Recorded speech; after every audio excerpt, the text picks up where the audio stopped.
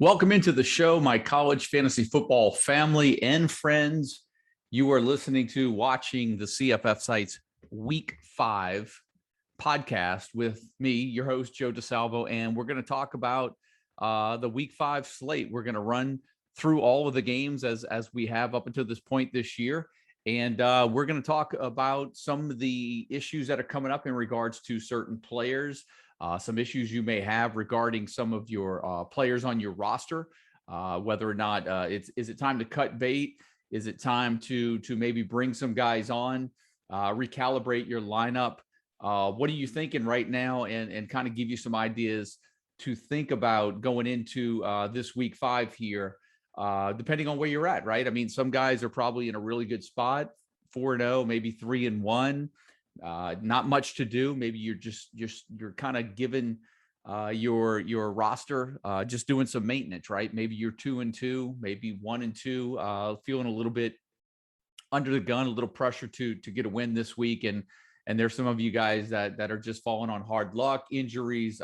You've drafted a handful of players that are either hurt, maybe got bit by the injury bug. Maybe they're just a bust up until this point, and you really need to give your lineup a facelift. So we're going to get into all of that. We're going to touch on the 4-1 Super Fantasy League to start off with before we get into the games, as we always do. And look, last week we went almost an hour and a half. The week before that we went an hour. Wherever the conversation takes me, that's where I'm going to go. I'm hoping to give you guys some good tidbits going into the weekend that'll help you make your decisions. I'm also going to give you some of what goes in to my mind as well when I look at these matchups. It's a little bit of a reflection of what I posted in my notes and observations, and then also predicting a little bit of what I foresee in some of these matchups, and maybe that'll help give you guys just some additional insight to make a decision one way or the other on some of those tougher roster lineups that you need to get in place for this weekend.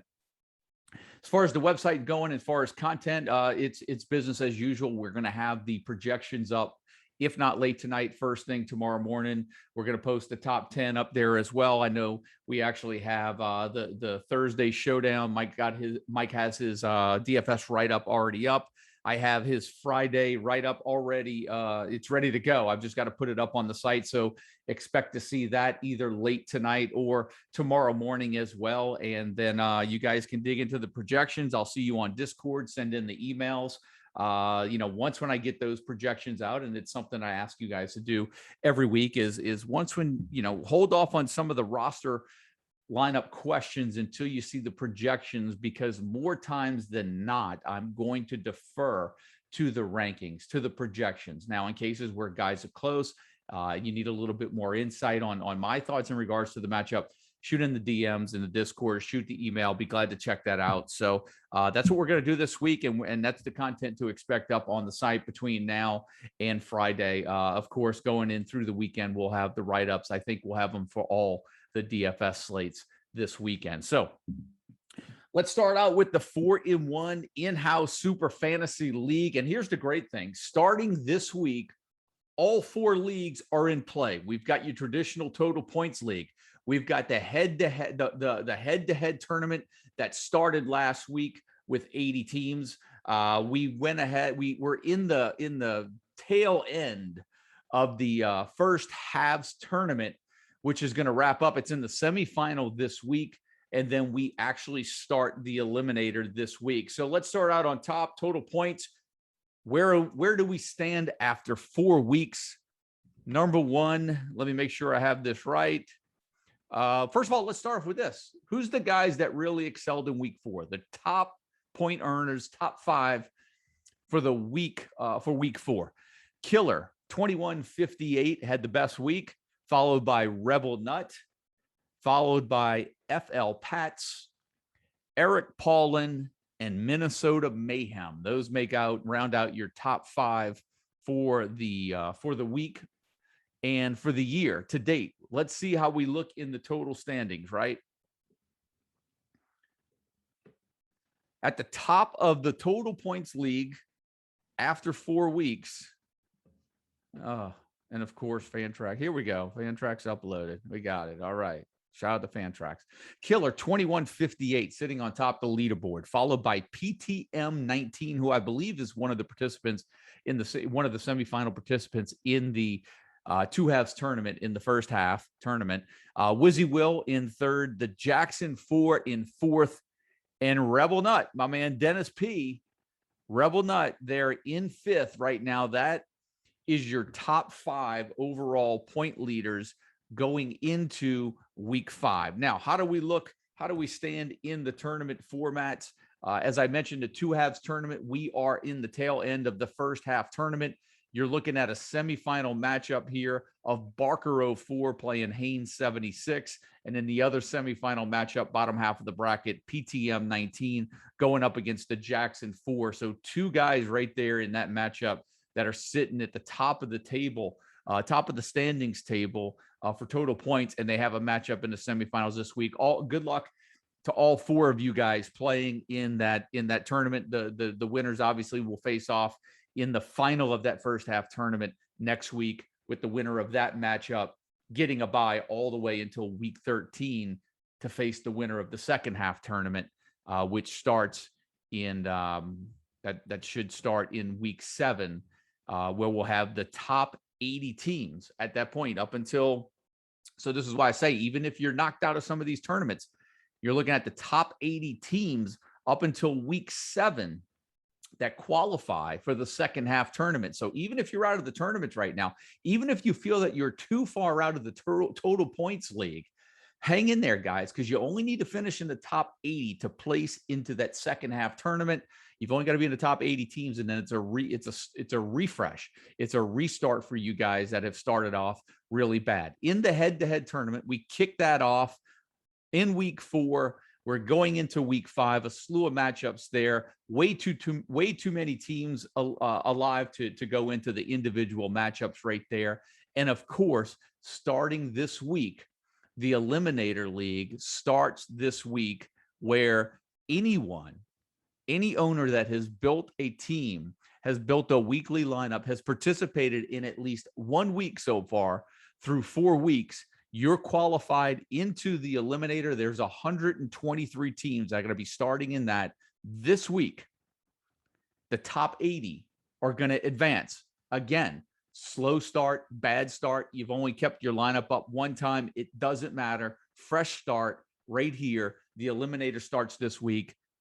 All 4 leagues in motion now. The wheels are spinning, and now the 4-in-1 league really is it kind of is what it says it is. It is in its title, the 4-in-1 league. Total points running. We've got the head-to-head tournament running. We've got the two halves tournament running, and we've got the Eliminator all in motion this week. Good luck to everybody. Get your lineup set. Don't forget, clear out those lineups. Get a start anew, and don't use a player that you've already used. And if you've already used a player and you see one of those guys are going to be playing on a Thursday or a Friday night, get them out of your lineup now. It'll create an illegal roster. You'll have to email me. I'll have to clear your roster. You'll have to take a 0 for the roster spot that you get punished for leaving a guy in for 2 weeks, but at least you'll be able to edit your roster. And so there it is, the summary of the 4-in-1 Super Fantasy League. And with that being said, we are going to start getting into the weekly matchups. I mentioned the projections are already done, so it's nice to have a lot of that done going into this show, because I have an idea of where a lot of those guys are going to sit as I reference them in the with all the matchups. Now, I don't plan to go into every matchup this week. There are just some that we can simply skip over. But yeah, I like to give every game its due. All of you guys in the FBS formats, there's obviously going to be some matchups that feature more quality fantasy players than others. And there's just some matchups that we'll probably have to skim over, and then we'll go ahead and do that. But we're going to start with Thursday night, which is a big matchup for a lot of you fantasy guys. Virginia playing on the road at Miami. Obviously, Virginia's defense incredibly challenged this year. I don't see where they're going to be any good or be able to stop anybody, at least from anything that we have seen recently. And that's good news if you have Miami players. Now, here's the problem. Who do we think is going to play quarterback at Miami? We just don't know. It could be a situation where they ride the hot hand. A lot of you guys out there creating any lineups in DFS, I think it's a little bit of a crapshoot right now in regards to the quarterback. And I'm wondering if you stay away from the Miami quarterback when you're building a lineup and maybe just take a shot with someone like Cameron Harris, maybe Charleston Rambo, and then do some type of Virginia stack as well. So you'll see, you're going to have to make those decisions as you're building those lineups. But for your weekly rosters, fantasy rosters, as you participate in your leagues, I mean, whether you've got Wicks, whether you've got Armstrong, right? We've got Cameron Harris, we've got Charleston Rambo. So no shortage of options in this game. Jelani Woods, the tight end for Virginia, as long as he's fine as well. Plenty of options fantasy-wise. Brennan Armstrong, of course.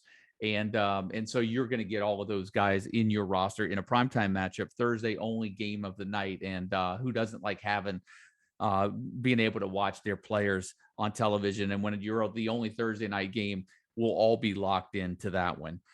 Let's go over into Saturday, October 1st, Houston playing at Tulsa real quick. I'll just start off with Houston. Alton McCaskill, 2 consecutive weeks of two touchdowns, right?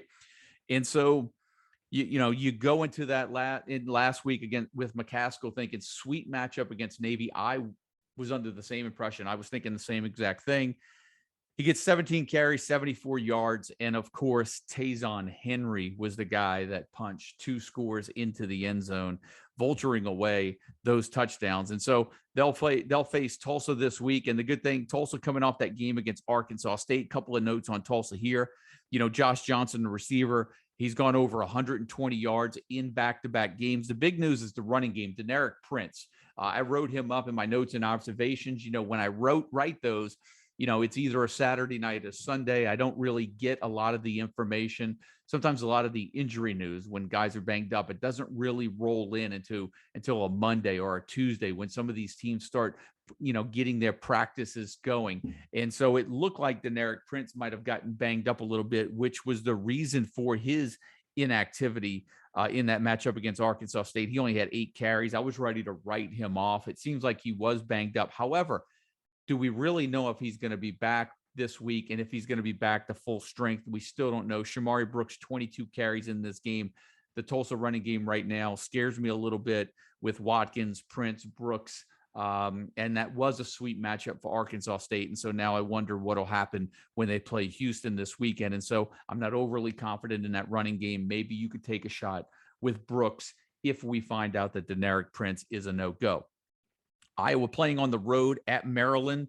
Look, this is projected to be a low-scoring game right here, right? Whether you got Fleet Davis running back Maryland, Dante Demas, maybe you've got Raheem Jarrett from Maryland. This is one of those games where you're really going to have to weigh your options on your bench and see if you have better options, if you have a deeper roster. I think of those 3 that I mentioned, I feel more comfortable going with Demas.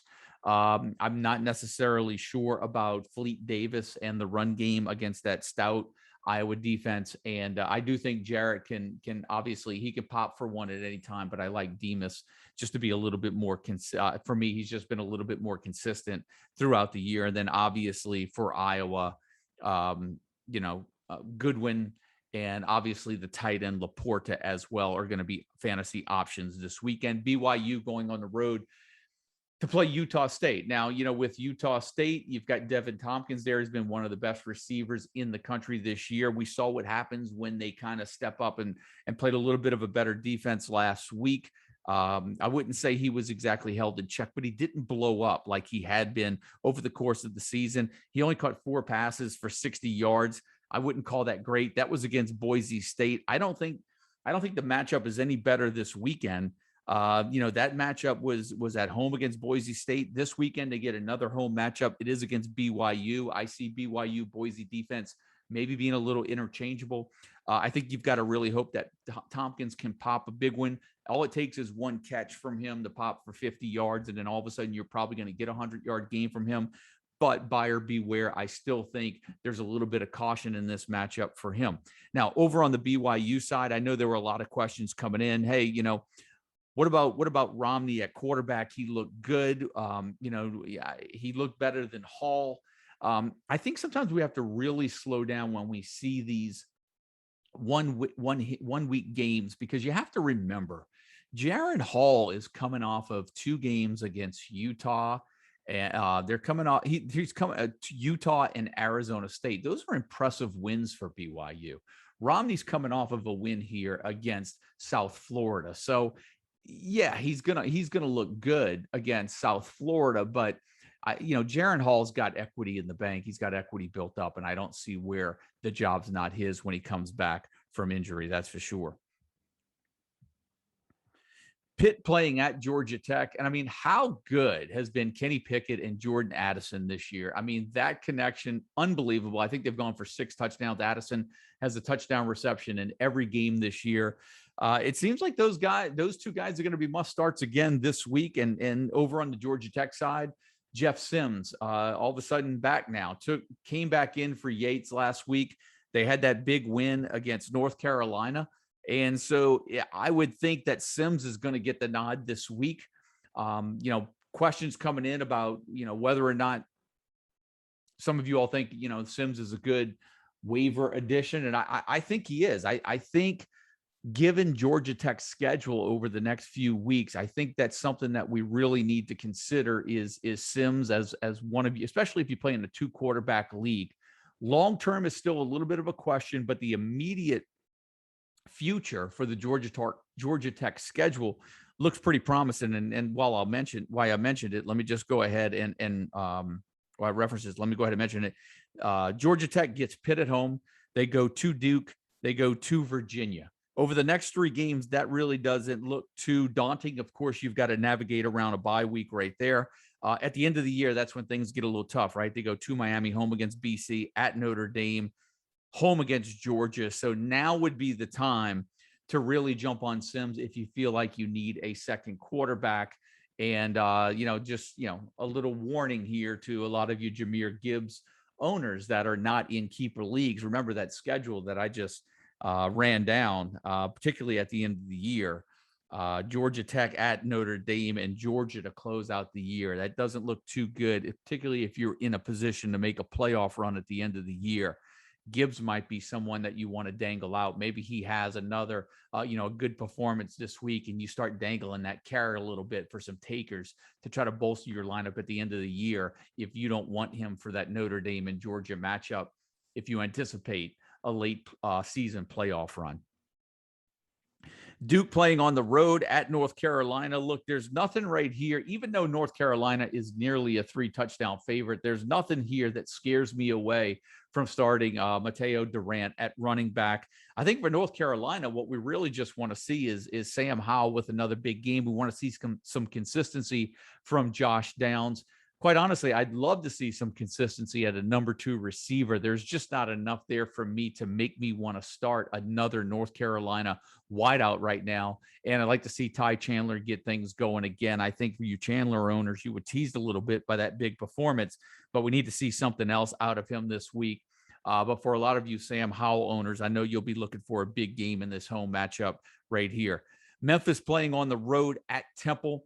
I got a handful of questions about Temple, handful of questions in regards to Temple after the weekend. I do not put any stock into that Temple win over Wagner last week. I'd say be careful that. I feel like you're just kind of chasing ghosts with anyone in, on Temple's roster right now, even with DeJuan Mathis returning. I still am not sold on him yet. Now they've got to step up this week.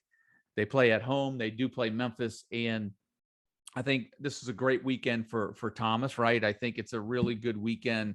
Obviously, any weekend is a good weekend for Calvin Austin. And the one thing that I think a lot of questions coming in on Seth Hennigan, the quarterback. And I think really that's where we need to kind of hang out for a second and talk about him, because I feel like as long as he has Calvin Austin to throw the ball to, you're almost guaranteed to get 1 passing touchdown every week. But I don't necessarily think he's in position to be any type of an elite fantasy quarterback. I think he's going to give you the 1 to 2 touchdowns every week. He may give you a 3-touchdown performance, but for me, it's Calvin Austin, it's Thomas at running back. Those are the 2 guys that I want. And then possibly,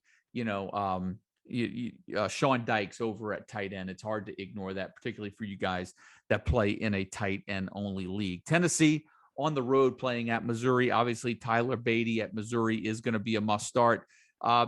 After seeing what happened in Missouri last week against Boston College, would be interesting to see if Hendon Hooker gets to start for Tennessee and he could do some damage on the ground, or if any of those backs make noise at Tennessee. I'm not particularly sure about the Tennessee passing game right now, but I think this could be a sneaky matchup for the Tennessee run game this weekend, going on the road, playing against a Missouri defense that was absolutely gashed on the ground by Pat Garwo and BC over the weekend.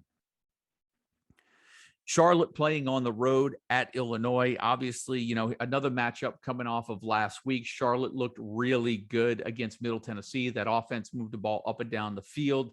Victor Tucker, Dubose, everybody really had a good week, but they do play at Illinois. Now, Illinois is no powerhouse, right? But they are a step up in competition. And so this is where you have to take a look at the matchup and say, is it going to be worth starting someone from Charlotte this weekend on the road against Illinois? Again, this isn't Middle Tennessee. I think you're going to have to make your choices wisely. And depending on your depth, whether or not you have to go with a Chris Reynolds, whether or not you go with a Victor Tucker, a Greg Dubose, a Shadrick Bird at running back, really depends on the roster, the depth of your league going into this matchup. Chase Brown expected to return for Illinois this week. I don't know if that necessarily means anything. What I'm more curious about is Josh McCray. I mean, he had 24 carries for 156 yards last week against Purdue. How do you not feed the guy the rock again, particularly in that offense? Minnesota playing on the road at Purdue. We know that we know that Potts is going to get his work, right. The guy's gotten at least 26 carries now for 3 consecutive games.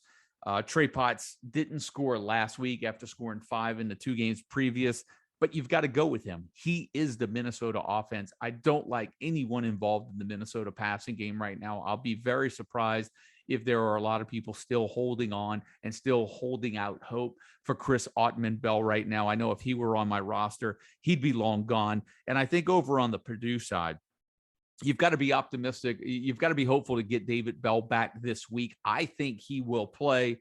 The one that we have a little bit more concerned about, and I think that's a little more doubtful, is going to be the tight end, Payne Durham. And so, for some of you guys looking to add someone off of the waiver wire and maybe grab someone for him, you got to look into your league, or if he's out, maybe you just go with a quick flip and go ahead and grab Garrett Miller, the Purdue tight end off the waiver wire, who caught 3 passes for 20 yards last week, and hope that he can give you something this week at home against Minnesota. Michigan playing on the road at Wisconsin. It's going to be a battle of the run games. I feel,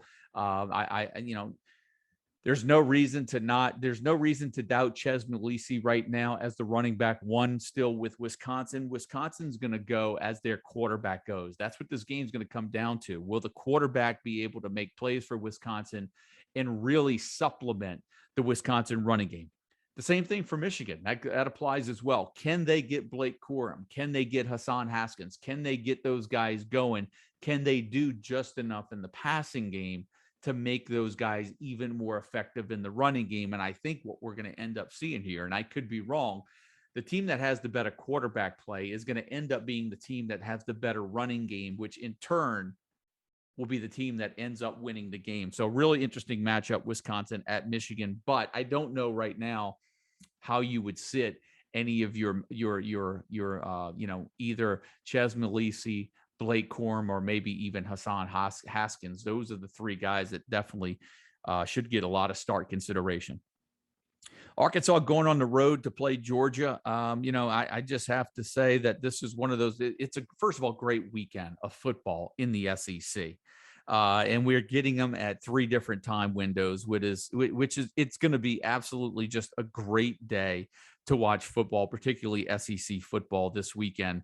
And I have my doubts about Arkansas going into this matchup. I feel like Georgia, as long as you take away the 80-yard pass to Treylon Burks, you really don't have much else to worry about other than the legs of KJ Jefferson. I feel like they're just going to cover Burks over the top. I think they're going to shadow Jefferson and make them beat him in the pocket. And I have a really concern for Arkansas offense in this game. The question is whether or not JT Daniels is really kind of developing here as the season's going, because remember, he struggled in that first week against Clemson. Clemson's defense is solid, no matter what Clemson's offenses look like up to this point. There's no shame underperforming against Clemson's defense. However, you don't expect Arkansas's defense to be as good as Clemson. So whether or not, and here's something I look at. I think Georgia wins this game. I think they win it easily. Can they cover to 18.5? I think they will. I think they'll do it easily, but it will come down to the quarterback play at JT Daniels. If he struggles, then this is a very low scoring game, I feel. And if he comes out on fire and he's on a roll, I think the Bulldogs can steamroll the Razorbacks. I'm curious to see how this one plays out, but I don't have a lot of faith in starting any of my Arkansas players. I think you have to start Burks for the simple reason that he can break one to the house at any time he touches the ball. So I think, and I mentioned this in my notes and observations, I think Burks is just going to be one of those boom or bust players this year where he's going to catch 4 or 5 passes. One of them is going to go for 70 or 80 yards, and the other 3 or 4 are going to go for about 30 or 40. And that's what I think life with Treylon Burks is going to be like this year. So I think he's going to be either boom or bust. Texas playing on the road at TCU. Well, let me go back to that matchup too. Zamir White. I think this could be a decent matchup for Zamir White. I think they'll have to give him more touches than he's usually gotten so far this year. And so I think this could be a nice start for you guys that have been holding on to Zamir White, looking for a spot to start him. This is probably the week this week, home against Arkansas. Texas on the road at TCU. Obviously, what Texas did last week and the points that they put up, and then the TCU matchup against SMU. You know, Texas, I think they threw up 70 on Texas Tech. TCU and SMU was a track meet last week. There's no reason to think that this game won't feature a lot of points and that both teams won't threaten that 30-point mark. So I think that's good for Casey Thompson. I think you're hoping that Texas feeds Bijan Robinson a little bit more around the goal line. I think he could have done a lot more damage than he did last week, at least fantasy-wise, right? And then I think over for TCU, a lot of you guys, obviously, to the conversations we had in the preseason, Zach Evans, it looks like TCU is going to give him the ball early and often, which is a good sign. But, this goes back to a conversation that I had in the preseason in regards to Quentin Johnston. I know that there's a lot of people out there that really are big on Quentin Johnston and even feel he's a great prospect, but I don't like TCU receivers. There's just no consistency there. There hasn't been any consistency at TCU wide receivers over the last couple of years. And so I learned my lesson. And so I didn't want any stock of Quentin Johnston, which is fine. I'm going to miss out on some big games like he had 2 weeks ago. But I can live with missing out on those big games if I can miss out on the games when he doesn't catch a pass at all. And so I don't like the TCU passing game in regards to receivers. To me, it's Max Duggan, Zachary Evans, or nothing for me on that TCU offense. Toledo playing on the road at UMass. Hopefully this is a bounce back game for Bryant Koback, who I mentioned in my notes and observations. It's been since the October of 2019 season that he's gone back-to-back weeks without a touchdown. So hopefully he gets back on track this weekend and doesn't make it 3 consecutive weeks. Western Michigan playing at Buffalo. Not a lot to really touch on here. I think if we're going to go ahead and have a discussion, it has to be around the running back spot at Buffalo, where Dylan McDuffie is getting just as much work as Kevin Marks. Yes, Kevin Marks is a little banged up. I even made reference that Kevin Marks only had 1 second half carry, I think, last week after a fumble to start the second half, or maybe to start in the first half. I forget when I looked it up, but he did have a fumble and he only had 1 carry afterwards. However, Dylan McDuffie only had 5 rushing attempts in the entire second half after that Kevin Marks fumble. So they really didn't run the ball much down the stretch, or they didn't run it as well as they would have obviously liked, with Old Dominion getting back in the game and only losing that game by 1 point. But up until that Marks fumble, they both were splitting carries, and I'm a little concerned that we are seeing a split backfield. Whether or not Marks being banged up has a lot to do with that, but you can't argue much with what Dylan McDuffie's doing. I mean, look, he's a 6-foot guy. He's over 200 pounds. He can carry his weight too. He's got a touchdown in 3 or 4 games this year. And so 4 games is a nice sample size to say, if he split carries for most of the first 4 games, there's no reason to suggest, no reason to believe why that wouldn't continue moving into the season, into the middle of the season as we get into MAC play. And obviously this matchup against Western Michigan. Louisville playing on the road at Wake Forest. And for me, Wake Forest, a little bit of the surprise right now of ACC for 2 reasons. One, they're playing defensively much better. And 2, Sam Hartman has been light years better than he was last year. That doesn't make him an elite fantasy quarterback, but it is making their offense more efficient.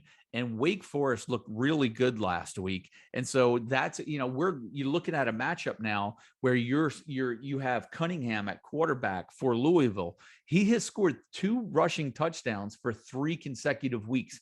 Can he keep that string going? Because those 2 rushing touchdowns and the rushing yards that he's given you every week is making him a top 10 fantasy quarterback week in and week out. Can he give you 2 rushing touchdowns and keep that streak going this week? I don't have him projected for 2 rushing touchdowns, but I think I might have him closer to 1.5. I think he can I think he might regress a little bit if that Wake Forest defense plays as it has been up until this point. But whenever you've got a mobile quarterback, Cunningham is, he could take it the distance just about any time he tucks it and runs, and he's certainly a threat. And I don't see how you don't start him in this matchup on the road at Wake Forest. USC playing on the road at Colorado. Obviously, the Colorado offense is dead to me. Now they're going to probably break out. I just put the jinx on them. And over at USC, I think, here, let me give you my breakdown of USC. I don't necessarily, first of all, after last week's performance, I'm really questioning whether or not Keaton Slovis will be the starting quarterback once Jackson Dart returns. Even though 31, 49, 355, 1 TD, 3 interceptions is a big concern, right? They lose to Oregon State. Major concern there. Drake London is a must start. I feel like they're going to start giving the ball, and it didn't surprise me last week that Keontae Ingram had 2 touchdowns, 79 yards on 14 carries. I think they're going to give him the ball a little bit more to try to help out Slovis. Whether or not that continues through this week's matchup against Colorado, if USC doesn't win this game, big trouble in USC land. But definitely a game where you're going to start Drake London and I hate to say this, possibly Keaton Slovis, but if you play in a league that you get negative points for interceptions, turnovers, that's where it really, I start having some questions. And I'm hoping that you have better options on your bench. But if not, how could you not take a chance with him against that anemic Colorado offense? But right now, USC doesn't look great. So give me Drake London, and really I'll pass on the rest of the USC offense unless I have to take a flyer on Slovis or Ingram at running back. Appalachian State at Georgia State. What could have been if Cameron Peoples didn't put the ball on the ground last week against Marshall, which was really unfortunate because according to the replay that I saw, and I'm sure it looked like the guys in the commentary booth saw the same thing. It looked like Cameron Peoples' knee was down, and I don't know how instant replay didn't review that fumble, but he didn't get into the game after that was ruled a fumble, and Noel wound up going for like 180 yards. And I just think about what could have been for you, Cameron Peoples owner, after that hot start he had last week. They're playing at Georgia State. Georgia State, I had a lot of questions about going into last week, and I didn't think they had a chance to win that game at Auburn. And sure enough, they damn near pulled the upset on the road against the Tigers. And, you're looking at Georgia State where, they made the change at quarterback. It's like they've got changes at running back compared to last year. They went to Tucker Gregg. It's no longer Destin Coates. Cornelius McCoy, Sam Pinckney. It looks like they've got, 2 other receivers, Thrash. I forget the other guy's name. There's just a lot of recalibrating going on at Georgia State right now. And I would say that I would have thought 2 weeks ago this game wouldn't have been close, but after seeing what Georgia State hung in there again against Auburn, this could be a battle this week. A hungry Georgia State team that's starting off the year 1-3. I don't see it. I think you have to start Cameron Peoples, and Corey Sutton has been a really solid play at the receiver spot for Appalachian State too. I think you've got to take a look at him there as well. Eastern Michigan playing on the road at Northern Illinois. Harrison Whaley, I think for me is a must start for Northern Illinois. And I think the big takeaway for me coming out of that matchup against Texas State for Eastern Michigan is that possibly Ben Bryant's a legitimate fantasy option now, taking over for Preston Hutchinson at that quarterback spot. 20 for 33 last week, 3 touchdown passes, and even added 52 yards and a score on the ground. Very promising for him heading into MAC play. If you were able to pick up Ben Bryant, hopefully it was some of you guys that had, that saw the writing on the wall with Preston Hutchinson. But it looks like Ben Bryant is taking over that job over there at Eastern Michigan. Cincinnati on the road at Notre Dame. I mean, I mentioned the SEC matchups. This one's just as good. I mean, we've got great matchups up and down the lineup this week. And I'm really interested in this one. See if Jerome Ford and Desmond Ridder can get going on the road at Notre Dame. What can Notre Dame do? Will they get? Will Mayer and Austin be able to do enough in the air? Kyron Williams enough on the ground? Can they get the quarterback play at Notre Dame to win this game? I think Notre Dame. Obviously, they're the favorites. They're a slight favorite. And I really think what this game's going to come down to, and taking off my fantasy hat, is it's just going to come down to the quarterback play of Jack Cohn. I think if Cohn holds his own, I think Notre Dame wins this game at home. If not, maybe Cincinnati's defense can do something, and Ridder and Ford and that Cincinnati offense can do just enough. The question is, and here's the question, do you start Jerome Ford? Do you start Desmond Ridder? What do you do with Kyron Williams? I think, Michael Mayer, Kevin Austin. This is a tough matchup. This is one of those games where you look at, am I in a Power 5 league? Okay, if I am, I've got to play Mayer. I've got to possibly play Austin. I've got to, definitely play Kyron Williams. If you're in a full FBS league and you've got real deep rosters and you're in a 10-team league, then you may have better options on your bench than to start maybe Jerome Ford or Desmond Ridder. But in some of you leagues, 14, 16 teams, 24, 25, 26-man rosters, I think all of those guys that I just mentioned are probably starts this week. And so that's what happens when I get a lot of these start bench questions that come in. And sometimes they're posted right on the Discord. It's like, would you start this guy over this guy, or not even that specific? Because I like those questions. It's, would you start Jerome Ford this weekend? Would you start Desmond Ridder this weekend? Well, here's the question. What type of league do you play in? Is it full FBS? Is it Power 5? How many teams do you have in the league? How big is your roster build? Because that gives me an idea of how much depth and quality is out there being started week to week. And then you also have to understand your opponents as well about the possible lineup that they could put out. And when you look at a player like Desmond Ridder, for me, this could be one of those matchups where maybe you get a higher floor, but your ceiling's limited with him. Maybe you start him in a 2-quarterback league because he's a safe option, because he's going to produce something being Cincinnati's quarterback. But if you have to be super aggressive because you're playing the number 1 team in your league and they're undefeated, you may have to take a chance on another player that just has a better matchup, that has a chance to explode for 40 points, just be a one-hit wonder. Then maybe take a chance with Desmond Ridder, who could possibly come out of this matchup. And 30 points is not impossible, but I would think that 20 to 25 sounds a lot more reasonable. And do you want to just take that, play it safe? Or do you go with somebody that might have a little bit of a higher ceiling based on their matchup, but also could have a lower floor as well? And so that gives you an idea in the thought process of how I take in some of these questions, and how Mike takes in some of these questions through the Discord, through the email. And so the more details you can give us in regards to the format of the league, teams, depth, it gives us an idea based on our experience of playing college fantasy football and all of the leagues we've participated in over the years. We have a pretty good idea of whether or not certain guys are startable based on the specs of the league, which is so important when you guys send in those questions. So thanks for doing that, and continue to do it. Coastal Carolina should run right through Louisiana Monroe. The question is Emory Jones going to not, is he going to play? Is he not? If he doesn't, that makes Reese White incredibly attractive this week. Syracuse playing on the road at Florida State. I think you're going to look at Garrett Schrader as the quarterback right now for Syracuse. And as long as him and Tucker provide a nice 1-2 punch over at Syracuse, I think you'll see those. I think you'll see Schrader stay in there. They're an underdog this week on the road at Florida State, but I think Syracuse can go in there and actually win this game. I think it could be a very low-scoring game, and I think this is another matchup where Syracuse tries to ride Schrader and Tucker on the road. Ohio State playing at Rutgers. Glad that we got to this one.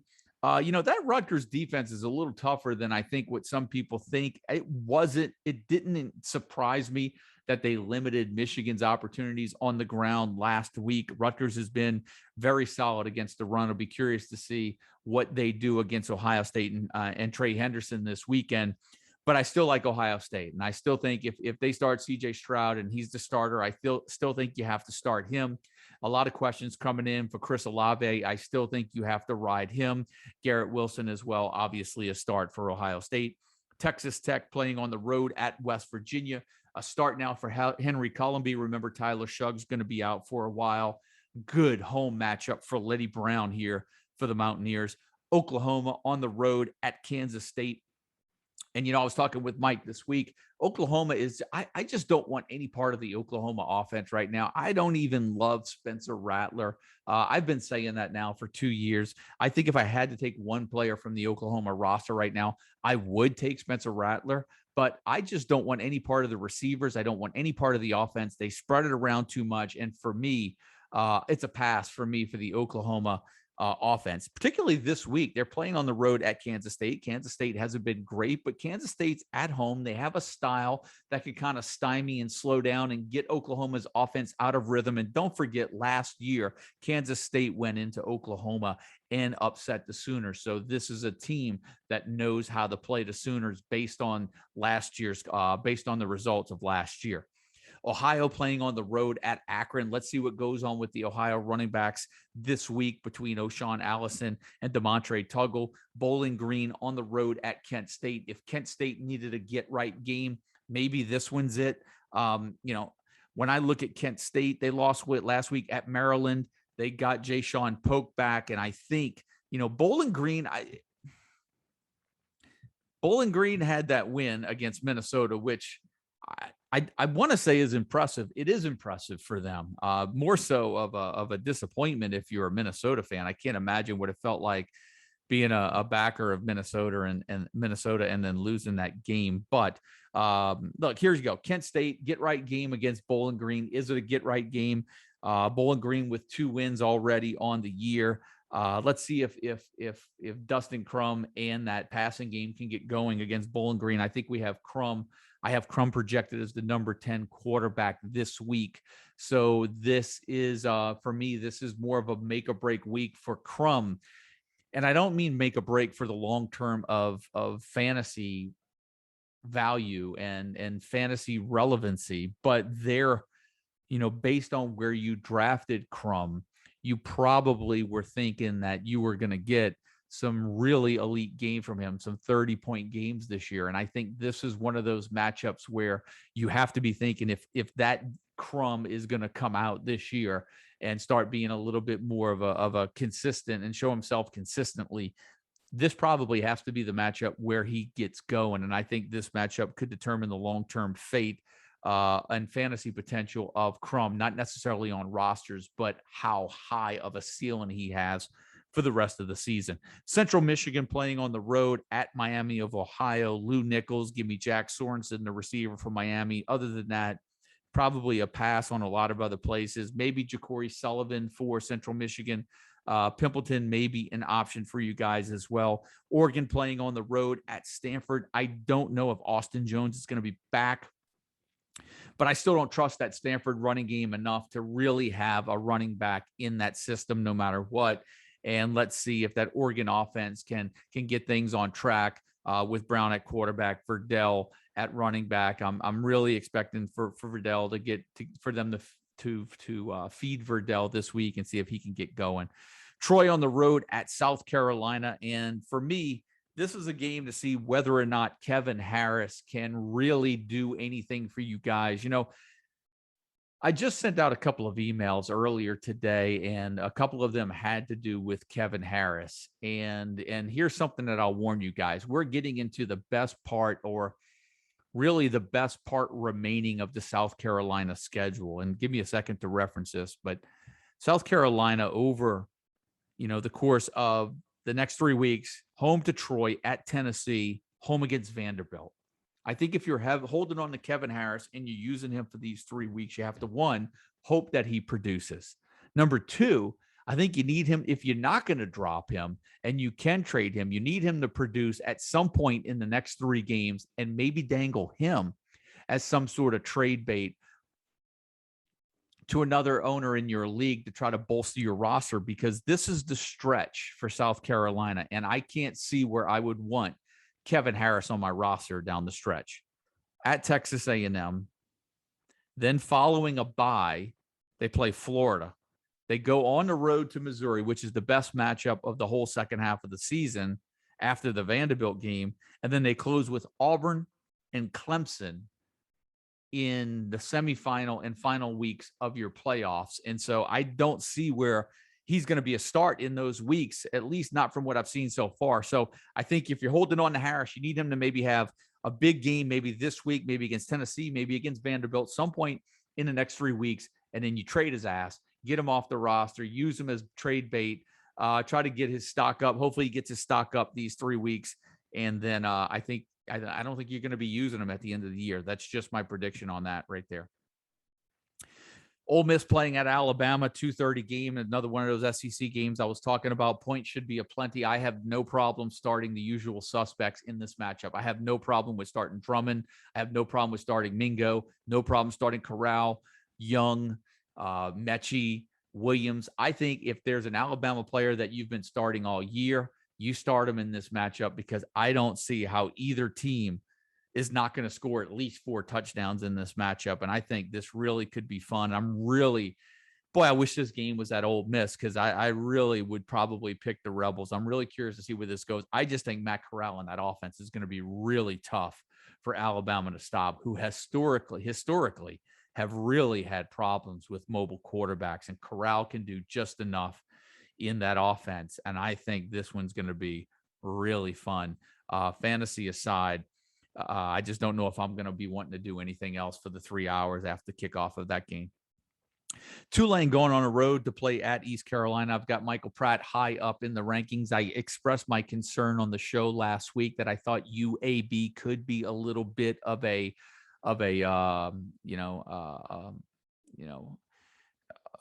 spot where he could stub his toe, where Tulane could stub their toes a little bit. Tulane lost that game, and I think it's going to be a bounce back week. I could see a lot of offense in this matchup between Tulane and East Carolina. So Holton Ahlers, Michael Pratt obviously starts. Get him in your roster this week. Mikey Keene getting his starting debut for Central Florida on the road at Navy. I think if you had Dylan Gabriel and you were able to pick up Keene and you don't have much depth on your roster, you have to roll the dice and you've got to go with Keene, and you've got to see and hope that offense just somewhat has as seamless as possible transition from one quarterback to the next. I doubt it's going to be that smooth. I doubt it will be that seamless, and I doubt they will look as prolific, but I still think you have to start Keene if you're not deep at quarterback. The question is what's going on at running back for Central Florida. I still think you have to start the receivers, but is it going to be Richardson? Is Bowser going to be back?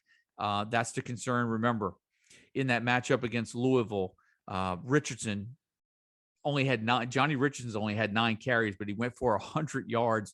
And then Trillian Coles had 51 yards of his own on 8 carries. So maybe we'll see a 1-2 punch with those two guys this week.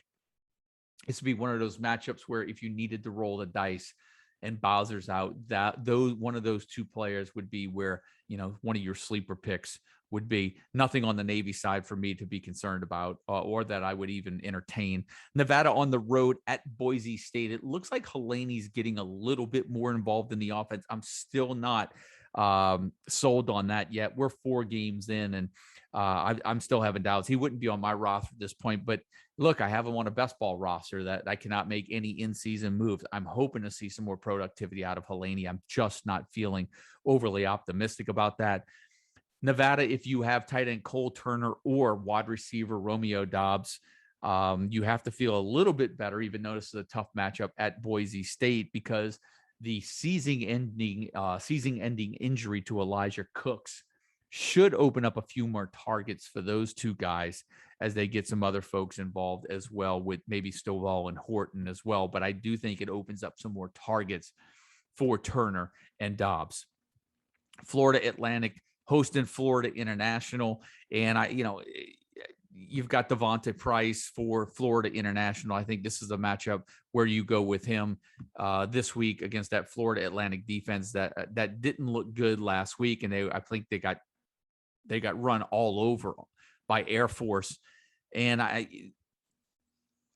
was touting LeJontay Wester for Florida Atlantic. Maybe it was just a bad week and a bad matchup for Florida Atlantic last week, going on the road playing at Air Force. He was coming off of back-to-back 100-yard games, and 2 games in which he had at least 7 catches. He scored a touchdown in both games, and he only goes 3 for 22 on the road at Air Force. Maybe it's a bounce-back week for him against FIU, and I think maybe you could take a shot with Wester this weekend if you need a wide receiver. South Florida playing on the road at SMU.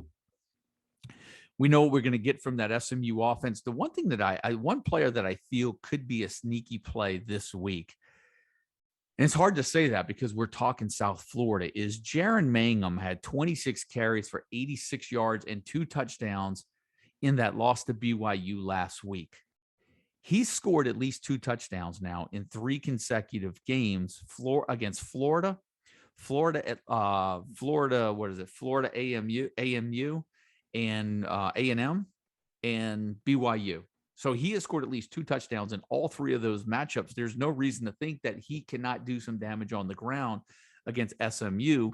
And so I think Jaron Mangum is one of the more sneaky plays, under the radar plays, long shot punts this weekend in college fantasy football if you need and in dire need of a running back going up against that SMU defense. Arkansas State playing on the road at Georgia Southern. We know that J.D. King has returned for Georgia Southern, which is a little bit of a warning sign because I know that Gerald Green exploded last week for 186 yards and 3 touchdowns. I'm wondering how much, if at all, they get King more involved in the offense now that he is back running. That's the only thing I'll caution you Green owners about this week. But what an incredible performance last week, and a sweet matchup this week against Arkansas State, which Arkansas State obviously looks like they're going to stay with James Blackman at quarterback. Lane Hatcher didn't play last week, and so it looks like it's James Blackman's show. Ball State at home against Army. The defending MAC champions continue to struggle, and for me, the only play on the Ball State side is going to be wide receiver Justin Hall. Washington State, a struggle again. I'm not sure if Delore is going to play. I think with the Cal side, you have to look at obviously Damian Moore.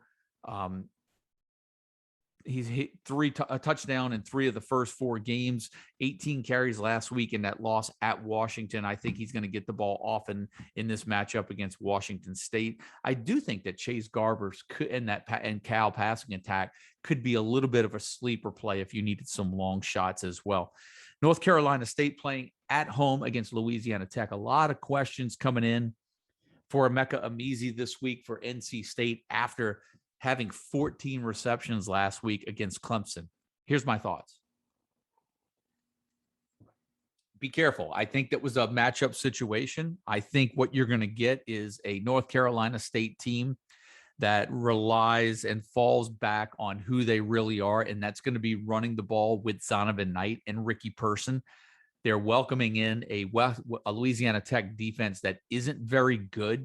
I don't think they're going to have to throw the ball around a lot. I think White and Person are the 2 players to own on North Carolina State this weekend. We have them high up in the projections, and I could see both of those guys getting a heavy dose of touches against Louisiana Tech this weekend. Florida playing on the road at Kentucky. And let's address the Emory Jones, Anthony Richardson conversation yet again. Here's what I feel. I feel that Emory Jones, in Anthony Richardson's absence, has built up enough equity now that I think the job is safely his. And I use the word safely rather loosely, because I think if he goes to Kentucky and just falls on his face, then we could see Richardson sooner than later.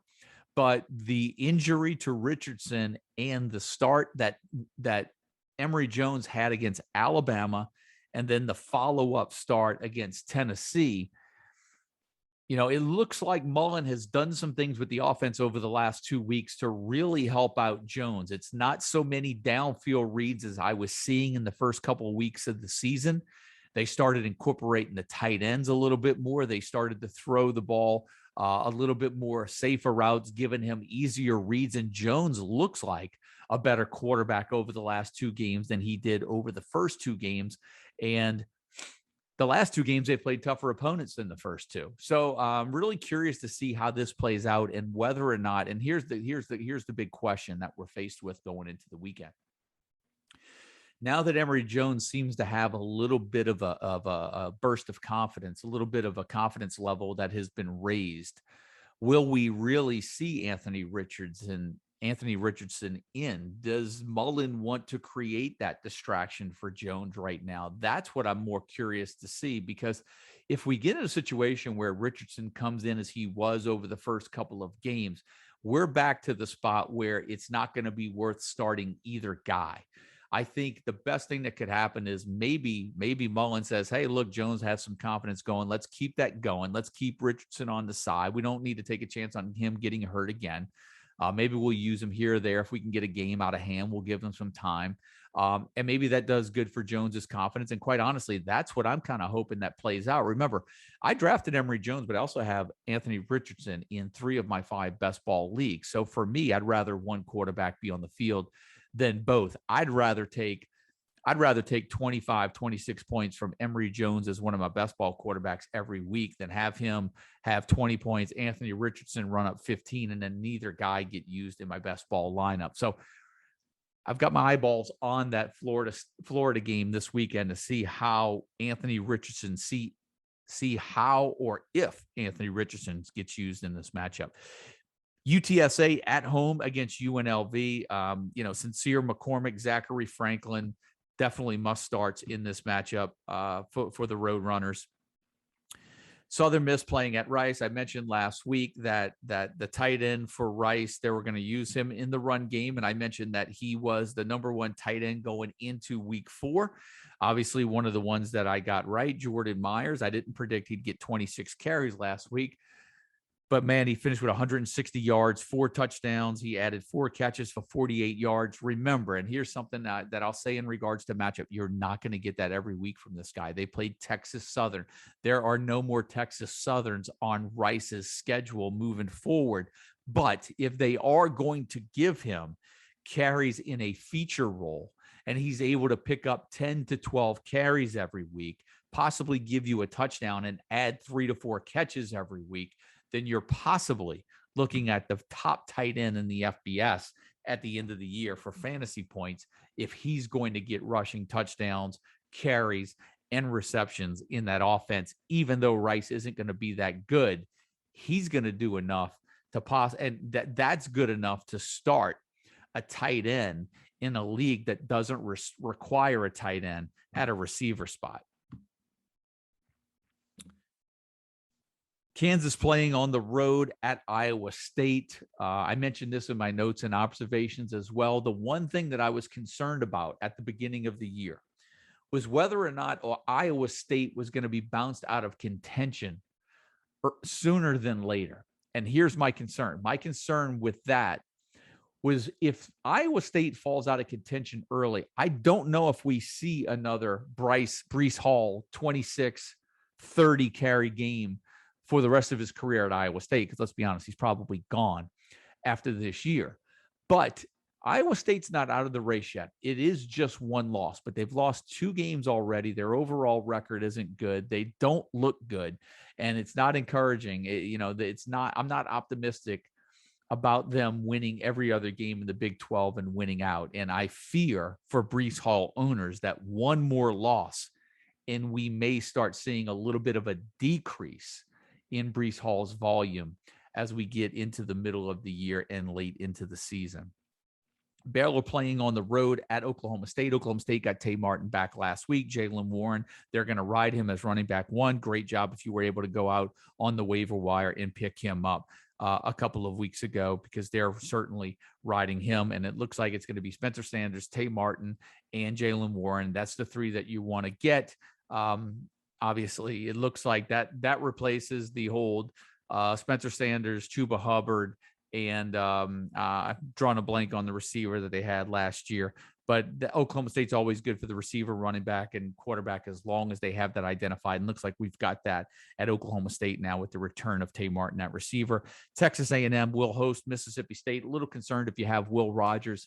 In PPR leagues, I still think you have to roll with the receivers because they're going to rack up the catches. I just don't know about Will Rogers in that Mississippi State offense finding the end zone with frequency this weekend. I think we have Rogers projected at 3 touchdown passes, but I don't have them projected for a rushing touchdown. So I think 3 touchdowns for Mississippi State all through the air would be what I would expect if I have Will Rogers. The question is, does he throw for 275? Does he throw for 325? Does he throw for 395? That does make a difference, because as you get higher into closer to the 400-yard game, that helps make up for maybe a lack of a touchdown pass. But the way that I have him projected is a little bit closer, I think right over 303 touchdowns. And I think that's a iffy spot for some of you guys in one quarterback leagues that have some solid depth in your roster. I think A&M's going to try to grind the ball out with Devin Achane, with Isaiah Spiller. I'm expecting to see a low scoring game right here. And for A&M, I expect a lot of passing yards. I just don't expect a ton of passing touchdowns. Marshall playing on the road at Middle Tennessee State. Look, Marshall probably could have won that game last week at Appalachian State. I'm not going to say they should have, but they definitely could have won that game. And Middle Tennessee State, finally, their offense came alive against Charlotte. I think this is a really good matchup because I don't think either defenses are really good. Middle Tennessee State is at home. I think Chase Cunningham is a surprise play this week. If you're looking for a 1-week pickup at quarterback. I mentioned in the preseason, and it's playing out to fruition, that Marshall's offense has been, they're throwing the ball much better. Rasheen Ali is going to be one of the better fantasy backs in college football this year. Marshall's going to score points in this matchup. Grant Wells is going to get his yards in this matchup. Rasheen Ali is going to score touchdowns in this matchup. But I think for a 1-week punt, you've got to be looking at somebody like Chase Cunningham. Middle Tennessee State's going to have to keep up with Marshall, and I think they'll be able to move the ball down the field on the Thunder and Herd to at least stay in contention. I'm not going to say win the game, but at least stay in contention and make it a competitive matchup for both of these offensive to have players like, you get your Corey Gamages in there. Go ahead and I think Chase Cunningham, you can roll with him this week. You look at the receivers, right? They certainly fed Jaron Pierce last week, 10 catches for 92 yards and a touchdown. I think you get him in there this week as well. So a lot of players that could possibly come out of the Grant Wells, Talik Keaton, possibly. I have more faith in, obviously Rasheen Ali, Xavier Gaines, Grant Wells, Corey Gamage. That's what the name I was looking for, Corey Gamage. And then obviously Jaron Pierce and Chase Cunningham. Liberty playing on the road at UAB, and another stingy defense that Liberty's going up against that does have me concerned for Malik Willis. I think where Malik Willis is going to bail a lot of you owners out is going to be in the running game. I don't think he's going to be able to go for 160, 150, 140 yards. But if Malik Willis gives you 60, maybe 70 yards and a touchdown, that's 13 points on top of what he's going to give you passing, which is probably going to be another couple of 100 yards and at least 1, if not 2 passing touchdowns. So you throw that 13, 200 passing yards, you're looking at 21, a touchdown is 25. And now you're looking at where a touchdown, 200 yards, 60 yards, 70 yards rushing and a touchdown, you're looking at a 25-point game just from those little numbers right there. And everything he gives you gets you to 30. Anything after that gets you to 30 and above 30. So even though they're on the road at UAB, which has proven to be a pretty stiff and stingy opponent, I think Malik Willis is a must start. And I think Malik Willis is still a top 10 week 5 college fantasy football quarterback. And I did mention this as well. The inside receivers are certainly going to be the ones you want over at Liberty. So I think you're looking at CJ Daniels, you're looking at you're looking at Demario Douglas, and I think Daniels, as long as DJ Stubbs, as long as these guys hold off DJ Stubbs, I think those are the two guys to have in that offense going into this matchup against UAB.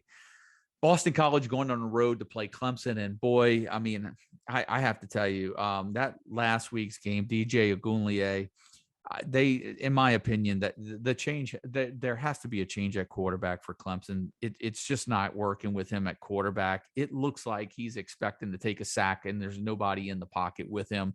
The guy is literally seeing shadows, ghosts, no confidence whatsoever. Right now, with Will Shipley being out, I think I would take a look at Justin Ross. He's the only guy that I would have any interest in that Clemson offense right now. He even had a chance to make the game tying catch last week in overtime. I don't know what happened if he didn't see the ball or whatnot, but Ross is the only person I would want to have in that Clemson offense right now. Pat Garwo has been a nice find for some of you guys out there that were able to grab him off the waiver wire. I'm not sure how he's going to be able to. I'm not sure he's going to be able to do much against this Clemson defense this week. But he's a little bit of a hold and more of a long-term option for you. Northwestern playing on the road at Nebraska. I think running back Evan Hull is going to be one of those guys where it's going to be boom or bust. He's going to either have a really good week of games where Northwestern can control tempo and dictate the tempo and really get out to a lead. I think that might be tough to do this week on the road at Nebraska.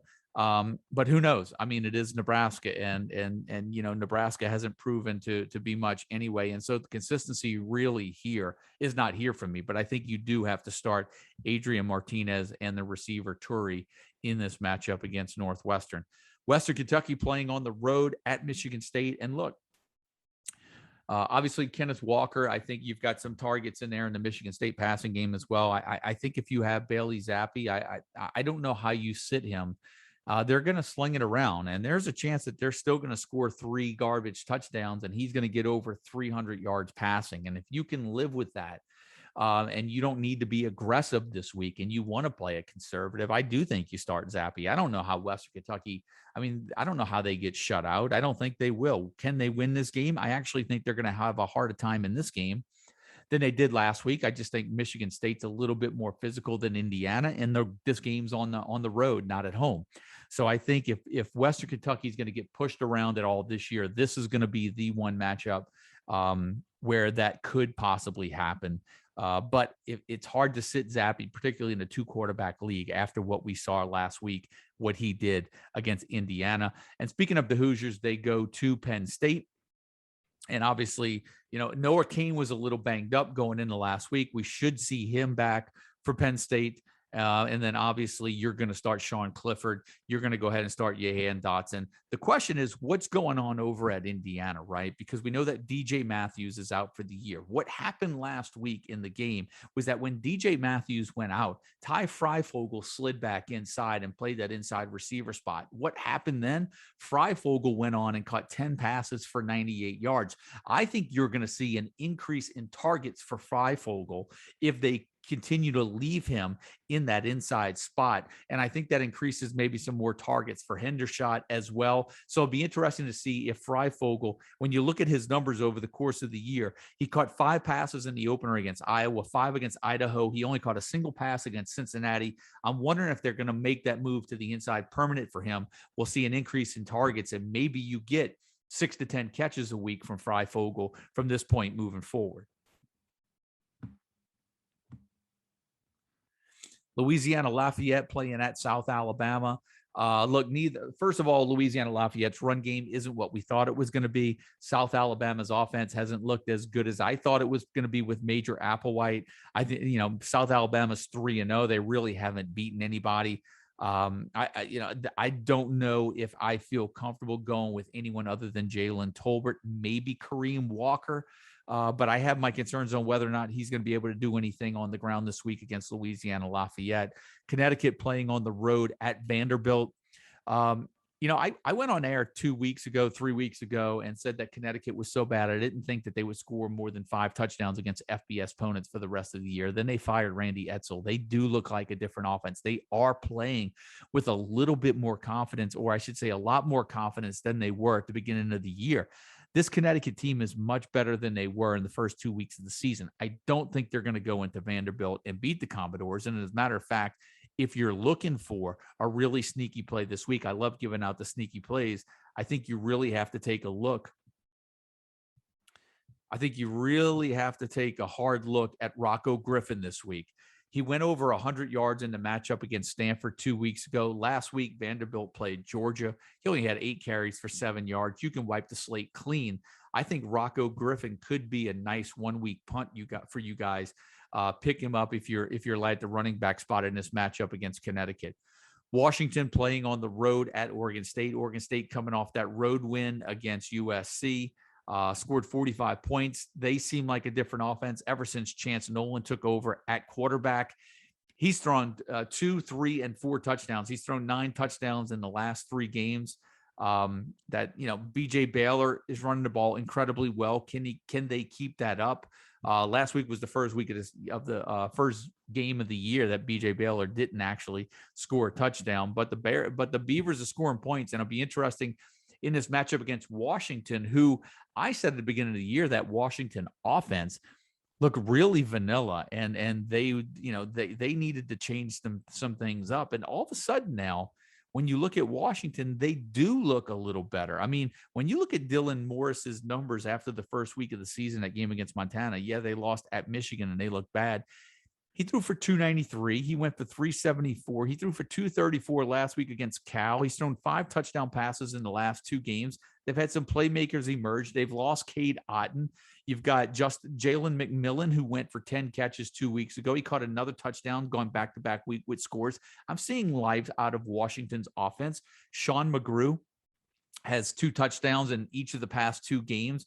I think I have seen where Richard Newton was banged up last week. He should come back. I don't know how that affects the running game. That's the only thing that I'll caution you about if you're interested in starting McGrew this week, is that I think Richard Newton is supposed to be back to full health this week, and I don't know how that affects the running back rotation. Auburn going on the road playing at LSU. The question is will TJ Finley be starting at quarterback for Auburn, or will it be Bo Nix? UTEP playing at home against Old Dominion. I think they'll get a heavy dose of the running backs. Deion Hankins, who made his return, and then Ronald Awatt as well in the running back spot.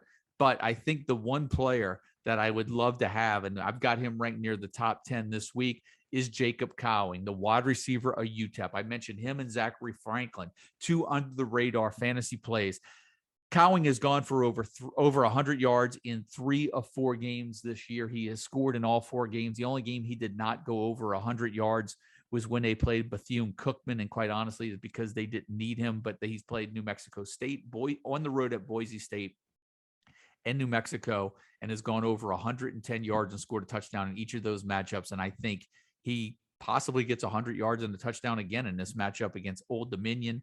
New Mexico State playing on the road at San Jose State. Let's see if San Jose State can get things going after that disappointing loss against Western Michigan last week. I think this could be a good spot for Tylen Nevins, the running back at San Jose State. The late games, Arizona State at UCLA. DTR's numbers have looked better in each of the past 3 games. They've improved every week. Zach Charbonnet seems like the clear number 1. Could be a lower scoring game this week against Arizona State. They should get back to Monte Trianum this week. Let's see how that affects Daniel Nagata and his involvement. Will it affect Jaden Daniels and his ability to, in that read option to maybe run the ball less?